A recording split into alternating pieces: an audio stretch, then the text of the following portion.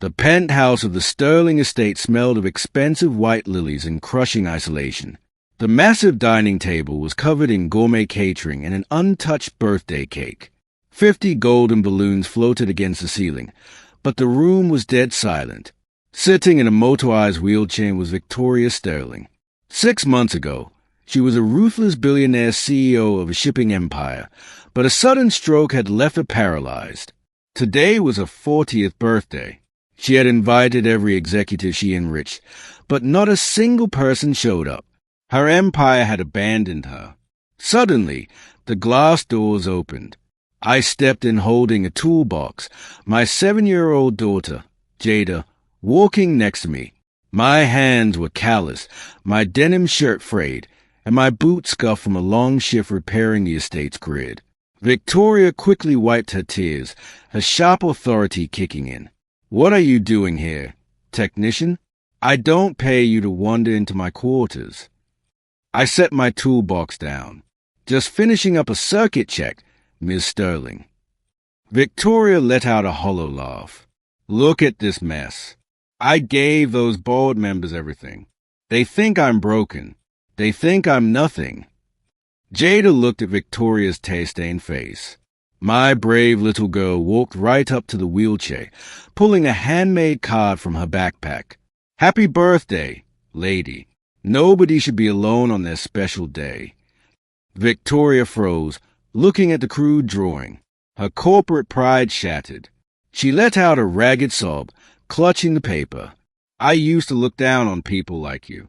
I thought the uniform meant you were lesser. But my own people left me to rot, and a child is the only one who cares." I placed a hand on Jada's shoulder. "The world looks at the title.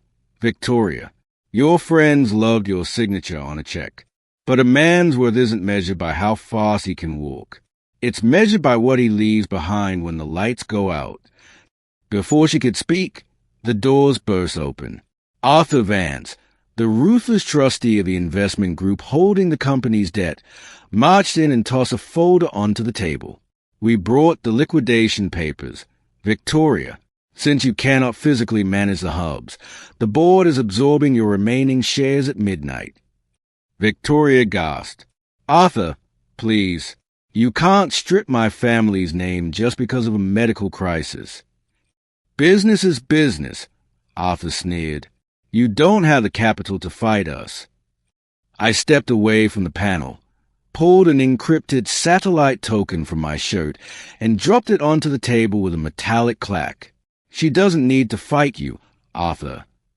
Arthur spun around. "Who let this labor in? Security, remove." The words died in his throat as his eyes locked onto the digital crest on the token. The arrogance vanished, replaced by a terrifying paleness. His gold pen slipped from his shaking fingers. Mr. Vance." Victoria blinked. "Arthur, here's the emergency electrician." "Is a reclusive founder of the Vance Holding Group," Arthur stuttered, stepping backward. "He owns 90% of the debt fund I work for. He controls our entire capital." The room went completely silent. I picked up the liquidation folder and tore it in half, dropping it into the wastebasket. I took this maintenance contract personally to see how my trustees operate when no one is watching. "Arthur," I said, my voice a low growl, "and it turns out you don't look at loyalty. You just look at the weakness. You look at the clothes." "Mr. Vance, please. We were just trying to protect metrics." "This was an audit of your humanity," I interrupted, scooping Jada into my arms. "And your fund just failed. Your authority is revoked. Pack your desk." Arthur and his team stumbled out, completely ruined by their own blindness. I turned back to Victoria, who was staring at me with deep reverence. I cut a piece of cake for Jada, then looked down at the paralyzed CEO. "Tomorrow at 9, my medical transport will pick you up for our advanced rehab facility upstate," I said softly. "Your position as chief chair remains unchanged. We don't discard the architects just because the walls get damaged." I walked toward the doors with my daughter, leaving Victoria alone with her card. her tears replaced by hope. People look at the wheelchair, but they always forget that the man who built the castle doesn't care about the stays. He owns a whole foundation.